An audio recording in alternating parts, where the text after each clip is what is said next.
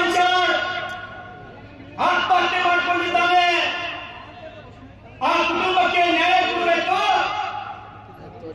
ಸಚಿವರಾದಂತ ಪ್ರಿಯಾಂಕ್ ಖರ್ಗೆ ಅವರ ಮನೆಗೆ ಮುತ್ತಿಗೆಯನ್ನು ಹಾಕಲಿಕ್ಕೆ ಬಂದಂತ ಬೀದರ್ ಮತ್ತು ಕಲಬುರಗಿ ಜಿಲ್ಲೆಯ ಎಲ್ಲ ಭಾರತೀಯ ಜನತಾ ಪಕ್ಷದ ಮುಖಂಡರೇ, ನಿಮ್ಮೆಲ್ಲರಿಗೂ ನಮಸ್ಕಾರಗಳು.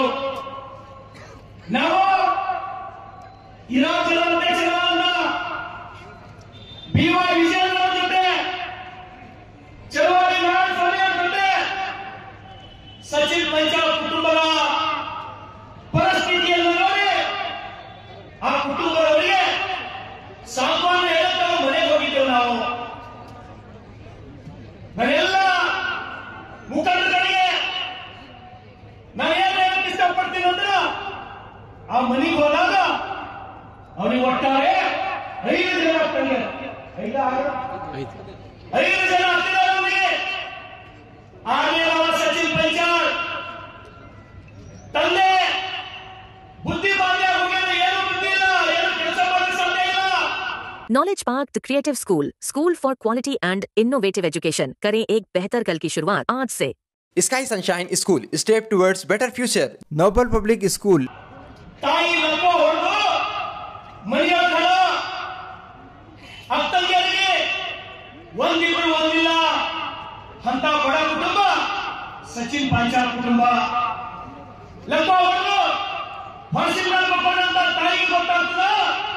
ಕಲಬುರಗಿ ಒಳಗ 16 ಜನ ಮಗನಿಗೆ ಮಾನಸಿಕ ಕಿರುಕುಳ ಕೊಟ್ಟು, ಆ ಕಿರುಕುಳದಿಂದ ನನ್ನ ಮಗ ಆತ್ಮಹತ್ಯೆ ಮಾಡ್ಕೊಂಡ ಅಂತ ಹೇಳಿ ಗೊತ್ತಾಗ ಲಕ್ಕುವ ಹೊಡೆದು ಹೊಸಿ ಮಾಡಿದಂತ ತಾಯಿ ಪರಿಸ್ಥಿತಿ ಹೆಂಗಾಗಬಾರ್ದು. ಇವತ್ತು ನಾಳೆ ನಮ್ಮ ತಾವು ಎದುರು ನಿಂತು ಮದುವೆ ಮಾಡ್ಬಿಡ್ತಾರೆ ಅಂತ ಹೇಳಿ 3-4 ಮಂದಿ ಅತ್ತಂಗಿಯ ಪರಿಸ್ಥಿತಿ ಏನಾಗಿರ್ಬಾರ್ದು ಅಂತ ಹೇಳಿ ನೀವೆಲ್ಲರೂ ಒಂದ್ಸಲ ವಿಚಾರ ಮಾಡಿ. ಬಂಧುಗಳೇ, ಏನು ಸಚಿನ್ ಪಂಚಾಳ್ ಆತ್ಮಹತ್ಯೆ ಮಾಡ್ಕೋಬೇಕಿಂತ ಮೊದಲು ಅವ ಏನು ಡೆತ್ ನೋಟ್ ಬಂದ ಏನು ಕೊಟ್ಟನು, ಫೇಸ್ಬುಕ್ ಟ್ವಿಟರ್ ಅಪ್ಲೋಡ್ ಮಾಡೋಣ. ಆ ಡೆತ್ ನೋಟ್ ಯಾರು ನೋಡ್ತಾರ? ಅವನ ಅಕ್ಕ ಸುರೇಶ ನೋಡ್ತಾರ. ನನ್ನ ತಮ್ಮ ಡೆತ್ ನೋಟ್ ಬರ್ತಾನ, ಧಾಮರಾ ಸಿಟಿಗೆ ಹೋಗ್ತಾರ, ತನ್ನ ತಂಗಿಗೆ ಕರ್ಕೊಂಡು ಧನ್ಮೂರ ಪೊಲೀಸ್ ಸ್ಟೇಷನ್ ಹೋಗ್ತಾರ, ಗಾಂಧಿನಗರ ಪೊಲೀಸ್ ಸ್ಟೇಷನ್ ಹೋಗ್ತಾರ. ಪೊಲೀಸರು ಅಕ್ಕಿ ಕೂಡಿಸಿ ಏನಾಗಿದೆ ಅಂತ ಹೇಳಿ ಆ ಡೆತ್ ನೋಟ್ ನೋಡ್ಬೇಕಾಗಿತ್ತು. ಇದು ನಮಗೆ ಬರೋದು ಅಂತ ಹೇಳಿ, ನಮ್ಮೂರಲ್ಲಿ ಬರೋದು ಅಂತ ಹೇಳಿ ಪೊಲೀಸರು ಅಲ್ಲಿ ಕಳಿಸ್ತಾರ.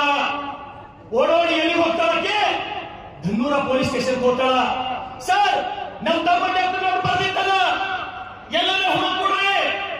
ಅಲ್ಲಿರ್ತಕ್ಕಂಥ ಪೊಲೀಸ್ ಇನ್ಸ್ಪೆಕ್ಟರ್ ನಿರ್ಲಕ್ಷ್ಯ ಮಾಡ್ತಾನ. ಪೊಲೀಸ್ ಇನ್ಸ್ಪೆಕ್ಟರ್ ಏನ್ ಮಾಡಬೇಕಾಗಿತ್ತು?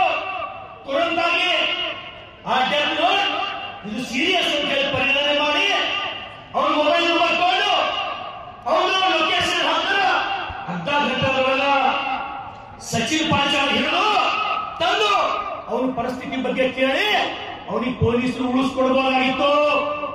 ಇವತ್ತು ಸಚಿನ್ ಪಂಚಾಳ್ ಆತ್ಮಹತ್ಯೆ ಮಾಡಿಕೊಂಡು ಆ ಕುಟುಂಬಕ್ಕೆ ಒಬ್ಬನೇ ಆಧಾರ ಸ್ತಂಭ ಮಾಡೋರೆ.